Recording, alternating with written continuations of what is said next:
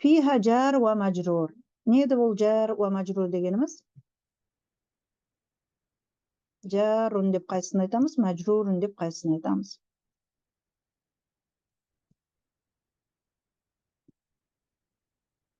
Fi deganimiz neydi bizde?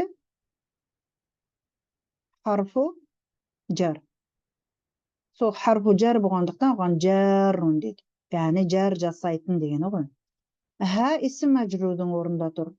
Oğanda majrurun dedi. Mutaalliqani baylanıştı. Bi mahzufi xabarin muqaddam. Yani bi mahzufi xabarin muqaddam. Түсіп қалған xabar muqaddam. Түсіп қалған degeni mınaның basında жаңағы айтып өткендей южат якуну деген сияқты бір түсіп қалған хабар бар, соның орнына келіп тұр деп қарайды. А негізі мағынасы хабар мұқаддаммен басталатын сөйлемде бар дегенді білдіреді. Мысалы, имам мешітте бір имам бар. Бұл сөйлем құрылыстарын ажырата білген жөн. Күтүбун мубтада, муаххар артынан келгендіктен, марфуун биддамма, қайима оның анықтаушы, күтүбун жама гайру ақил, яғни ақылсыз көпшетір болғандықтан анықтаушы қандай түрде келіп тұр? Қойима. Әйел тегінде, муаннас түрінде келіп тұр, қайима. Наътун деген сөз сыфатун дегенді білдіреді. Біз қайта-қайта жаңа термин өтпей, осы сыфатпен кете берейік. Сыфатун анықтауыш, қандай анықтауыш? Марфуатун биддамма. Вал жумлату фиха деген сөйлем, фиха күтубун қайима деген сөйлеміміз не екен? Сыфа. Сәния, екінші анықтауыш. Ненің екінші анықтауышы? Сухуфан деген сөздің. Сухафаның бірінші анықтауышы не еді? Ол Расул. Жоқ, анықтауыш сухуф сөзінің анықтауышы. Мутаххара сөзі еді. Мұны қараңыздар. Мынау сыфа бірінші анықтауыш, қараңыздар. Мынау бірінші анықтауыш, жасымен қояйық. Ал мынау фиха күтубун қайима екінші анықтауыш. Сол сухуф сөзінің. Яғни бұлай берілген ғой. Ятлу, оқиды, пайғамбар. Ятлу. Нені оқиды? Сухуфан. Парақтарды. Қандай парақтарды? Мутаххара. Таптаза.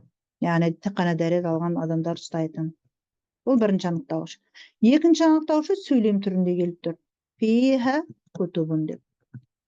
Сонда ішінде хабарлар болған. Қандай хабарлар? Қайима, тұп-тура хабарлар болған таза парақшаларды, хабарларды оқиды. Яғни Құранды оқиды. Түсінікті ме? Аятлудың өзі де анықтауыш. Кімнің анықтауышы еді? Расулun сөзінің. Расулun ятлу. Араға тағы мен Аллахи деген шебі жүмле түрінде тағы бір анықтауыш кірді дейді. Мысалы, Расул сөзінің екі анықтауышы бар. Бірі мынау, екіншісі яттумен басылатын сөйлем болса, Сухуфандың да екі анықтауышы бар. Бірі мутахаратан, екіншісі есімді сөйлем түрінде келген анықтауыш. Мінекей бір анықтауыш, бұл екінші анықтауыш болды, мынау біріншісі. Ал мына жерде болатын болса, Расулдың анықтауыштары мен Алла и ятлу деп басылатын сөйлем.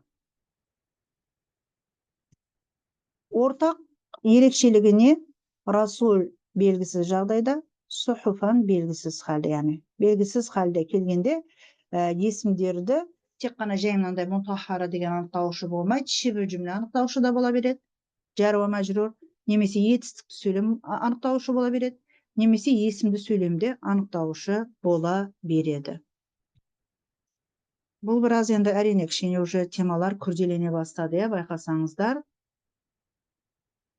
Грамматиканы өткен жағдайдың өзінде аяттардың үстінде қайта-қайта талдап үйренбеген болса, әдетте тек қана жаттығулармен шектелу бұлардың орнығуына септігін тигізбейді егерде харакатты мәтіннің өзін талдап үйренбесе. Біз харакатты мәтінді талдай отырып, харакатсыз мәтінге өту керек қой. Ол болу үшін алдымен харакатты мәтіндер дұрыс талдана білу керек. Бұл аят түсінікті ме, қыздар? Фиха күтубун қайима. Қайим сөзі құнды, тура, тұп-тура, мүзәккәр болса ертегінде қайимын, әйел тегінде болса қайиматын. Әйел тегінде келу себебі аятта Неге байланысты дедік? Сұхып сөзінің, күтіп сөзінің, күтіп сөзінің жамы ғайру ақыл, яғни ақылсыз көпшетұр болуына байланысты. Келесі аятқа өтейік. Нәстәғиду билла. Мұнда да тағы жаңа қағидалар өтеміз. Құранда өте көп кездесетін формалардан бірі сөйлеміміз болымсыз бір қосымшамен басталып, арада илля деген хасыр харпы деп айтамыз, немесе истисна, яғни үкінен шығарып тастау, частица исключение деп айтады орысшада. Осындай формада келген аяттар өте көп, ал мағынасы наоборот, болымды тек қана деген мағынаны білдіреді. Мына жерде тек қана мынандай жағдайда мынау болды деген мағынаны білдіретін сөйлемдер. Бұның құрылысын түсіндіруге тырысамыз иншалла. Алдымен сарфына тоқталайық.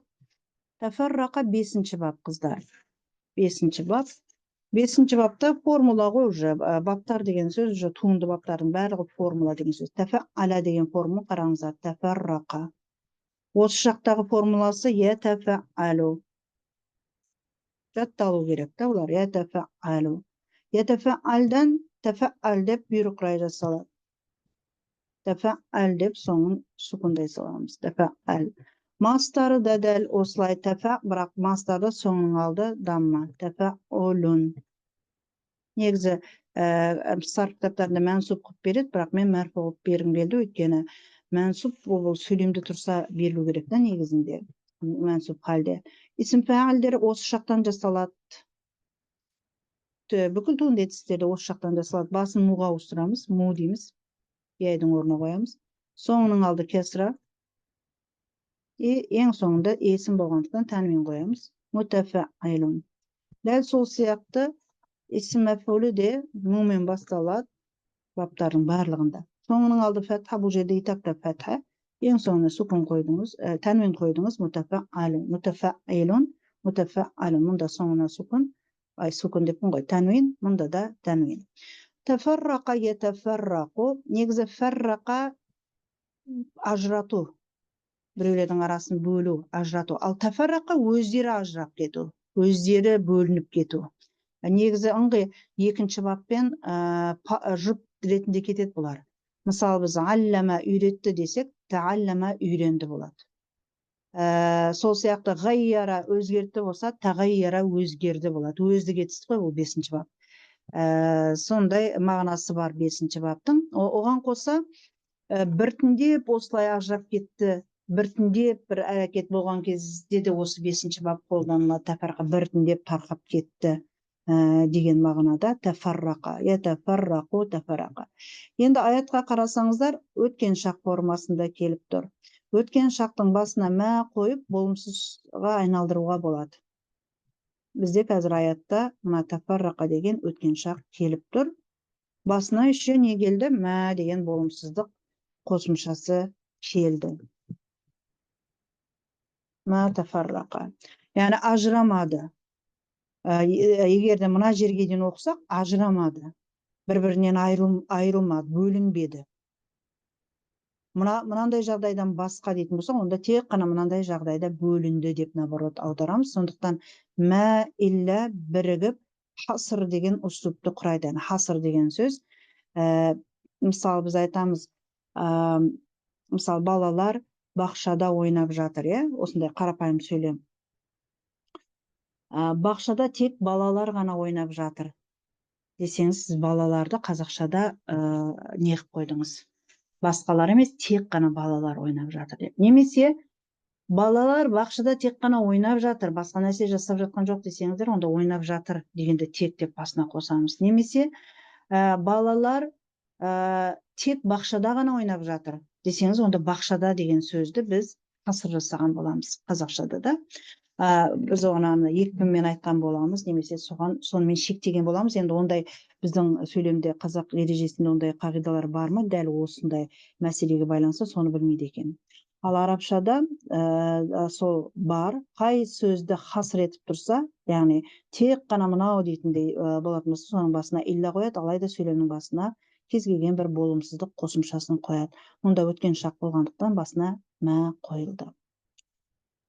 Келесі етістігіміз мына етістік. Бұл өткенде де берілген бе еді? Жоқ, берілген жоқ. Әтә. Негізі әтә деген етістіктен құралып тұр, 4-ші бап. Ырықсызы утия. Яғни бөлінді деген ананың аудармасы еді, мынаның аудармасы ауысып кетіпті қыздар. Бұны мына жерден алайық та, мына жерге қойып жіберейік.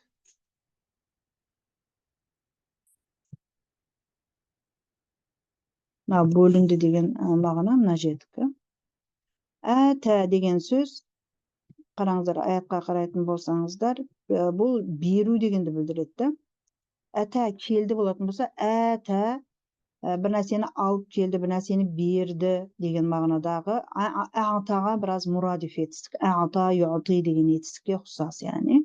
Ырықсыз түрінде келді. Утия, көпше түрде уаул жамаға қосамыз. Сонда мына утия дегенде мынау яй бар, мынау уау бар, мына яй алдындағы түсіп қалады қыздар. Сондықтан уту болып қалды. Уту деген өздеріне берілген.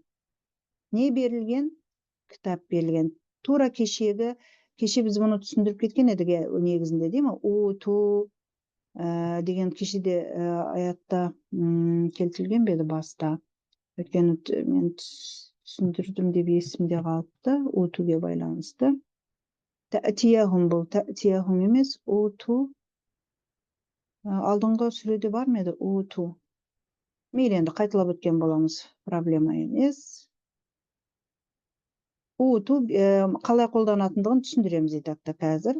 Біраз тағы да қазақшамен логикасы біраз сәйкеспейтін етістіктерден бірі.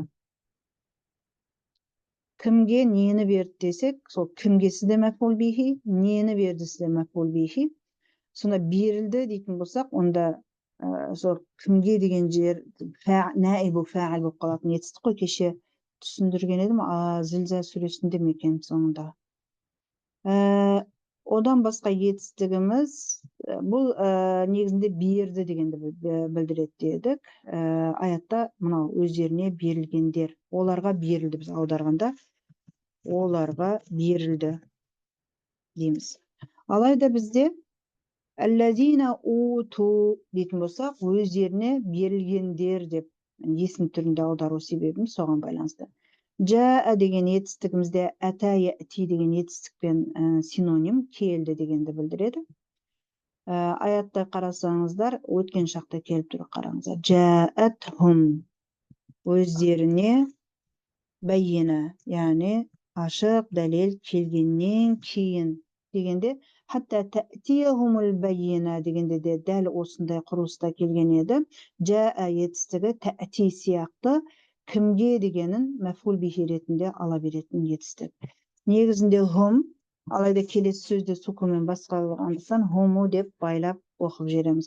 Мин баъди ма жаатхумул бәйина. Бәйина яғни ашық дәлел, өздеріне келгеннен кейін ғана деген мағынаны білдіріп тұрды. Кімдер? Өздеріне кітап берілген кісілер.